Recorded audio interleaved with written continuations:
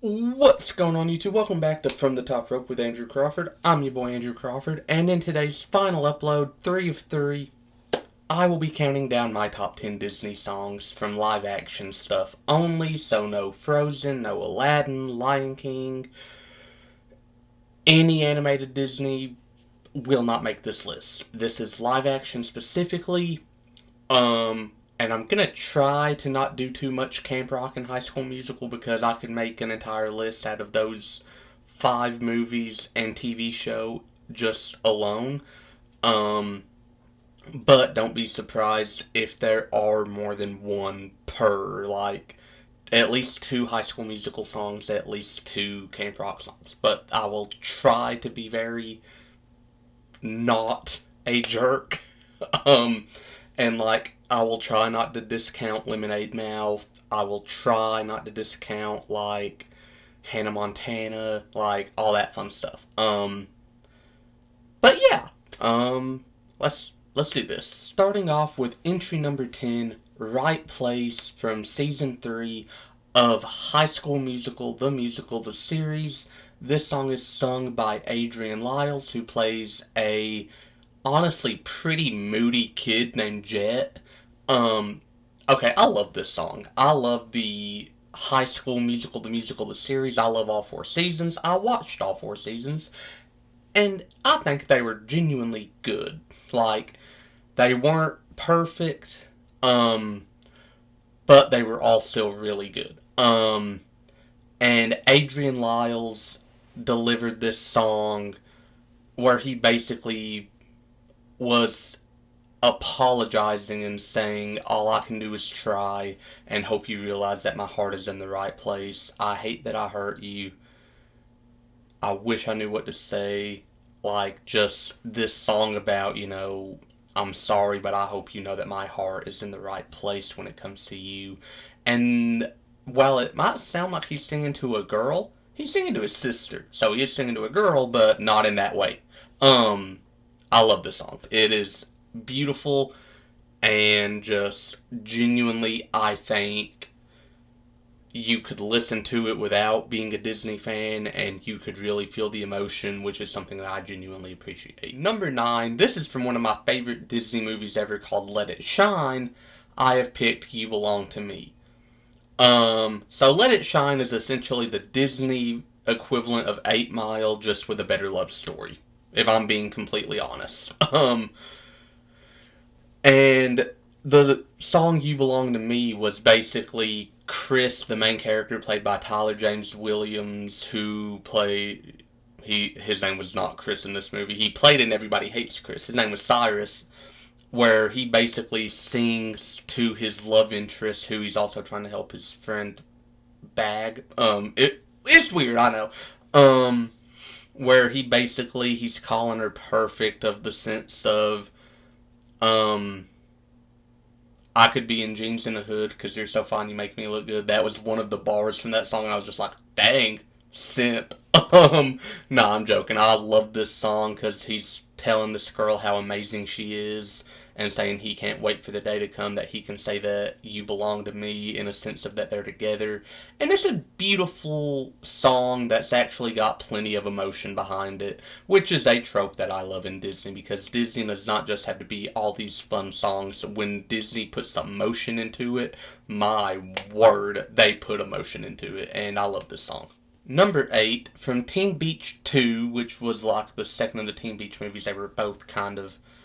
This was where I was already falling out of Disney, so I don't remember a whole lot about the Teen Beach movies.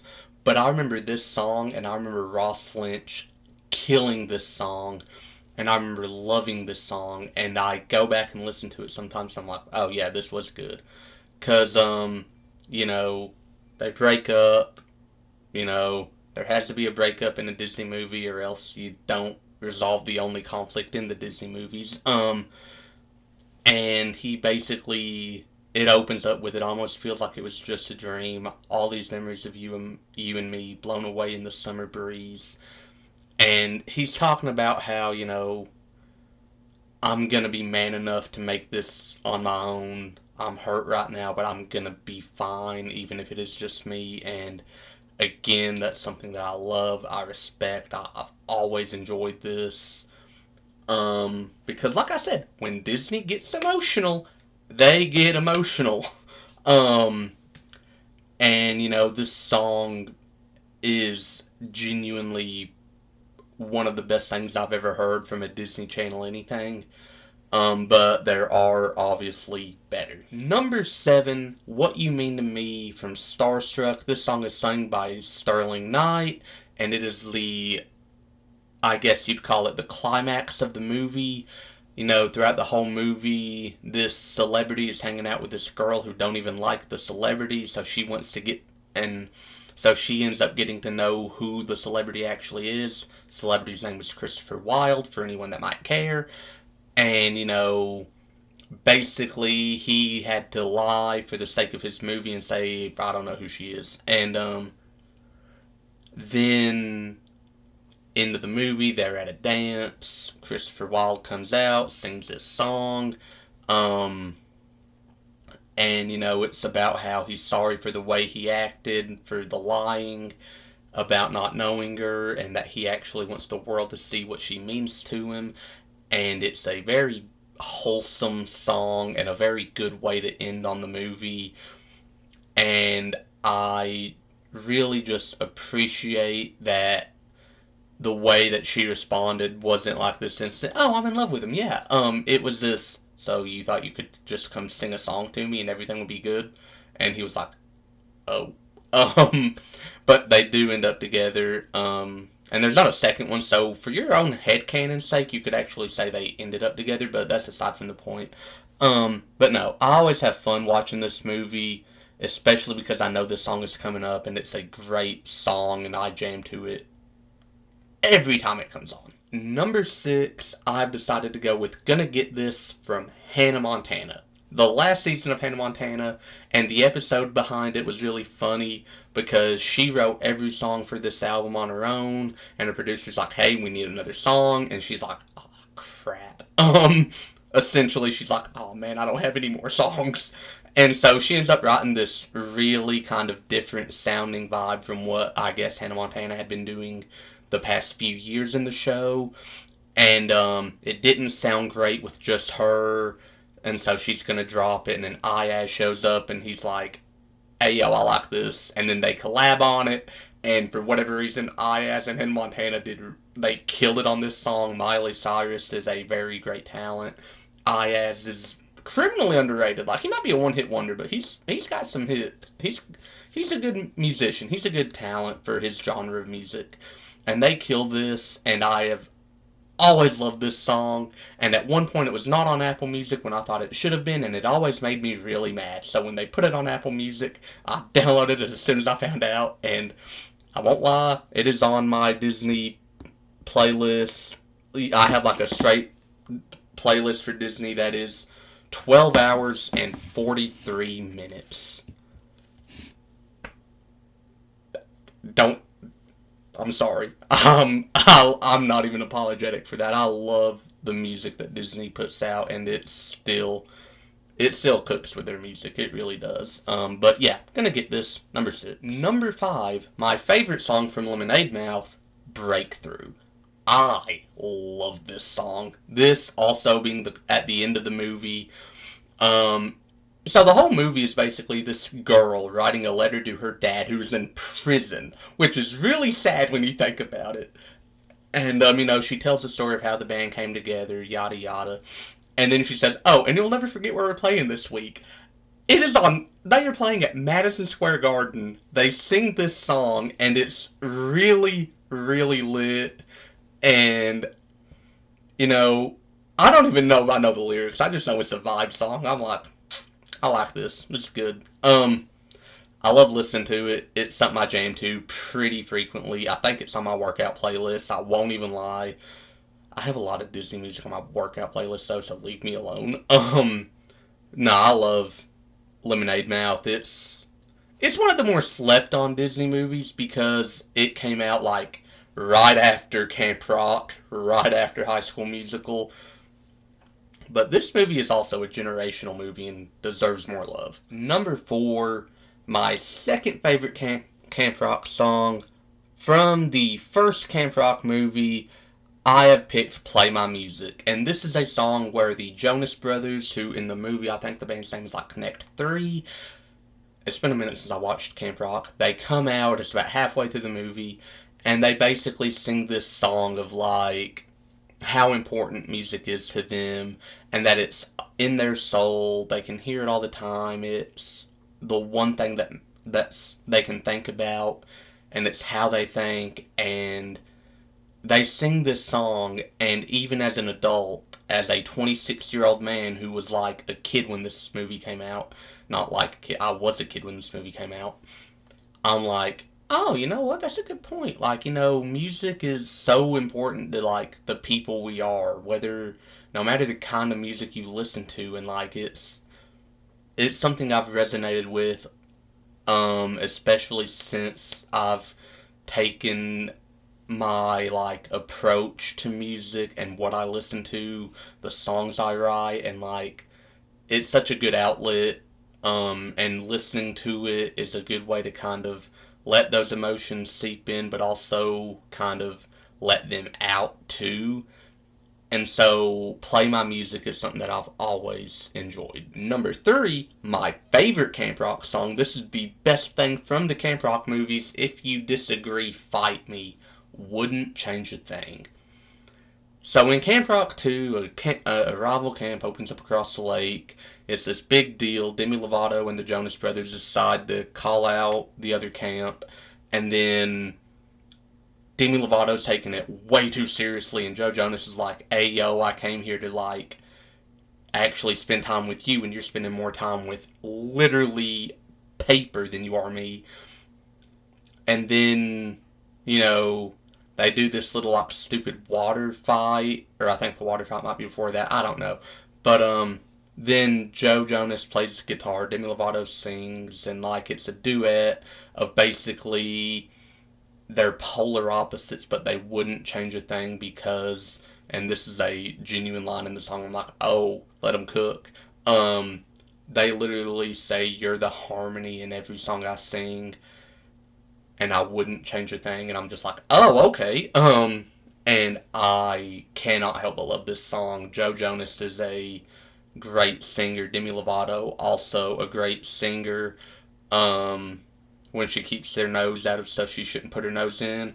I don't even know that's what she was. I'm sorry, I should not have made that joke. But no, they really killed it with this song, and I just think hot take Camp Rock 2 is better than Camp Rock 1, especially music wise, and I will never take that statement back. Number 2, Now or Never from High School Musical 3.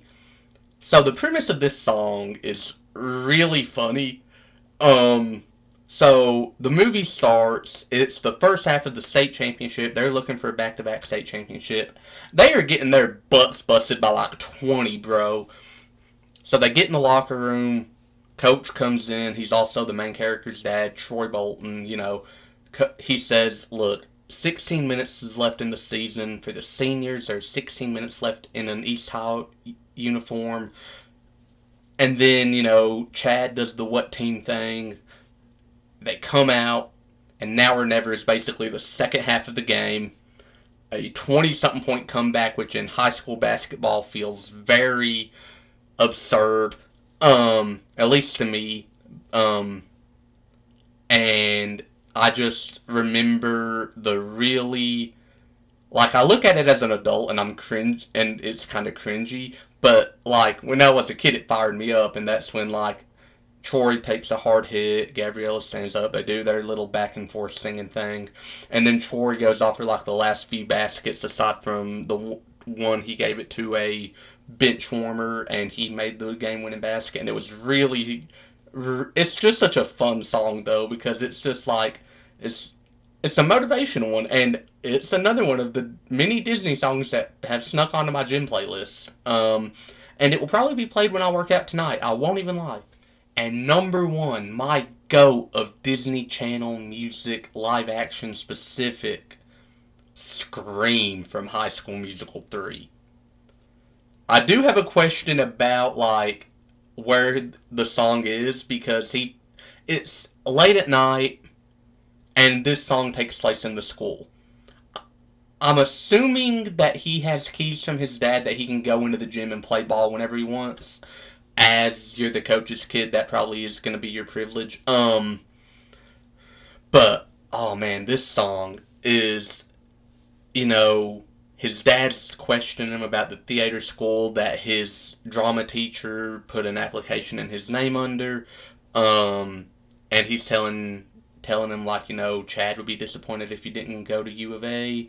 And he's like, no, Chad would get over it. Would you? Walks away from his dad, sings this song, and it's about basically everyone wants this for me, but I want my own thing so bad I want to scream. And, it's one of the moments in the movie where Troy finally realizes I can pick my own thing. I don't have to do this just to make my dad happy. I don't have to do this to make Miss Darbus happy, which that was the last person he wanted to make happy. Eventually, he settled on a school that would give him both theater and basketball, but was close enough to Gabriella that he wouldn't, be a lonely, depressed little bum. I love this song. It's my favorite song from any Disney anything ever. I do not care. I would. This is very much on my workout playlist. I literally had it playing in my headphones when I hit my deadlift max Friday. Um, Not even joking. Um, I love this song. I love Disney music. I won't even lie. It just makes me so happy. It takes me back to a time where worries were fewer and farther between and less important. And that's the video. So you have now realized I'm a Disney nerd and I'm proud of it. Honestly, I don't know how accurate this list is because of my rule of trying not to spam it with High School Musical and Camp Rock. Um, I could probably make a top 10 list of just Camp Rock songs I like and a top 10 list of High School Musical songs I like. In fact, I probably will. But not tonight. This is my third upload. I am gassed and I'm gonna go to the gym. But first, unlike John Cena, I can see you and I will see you very soon.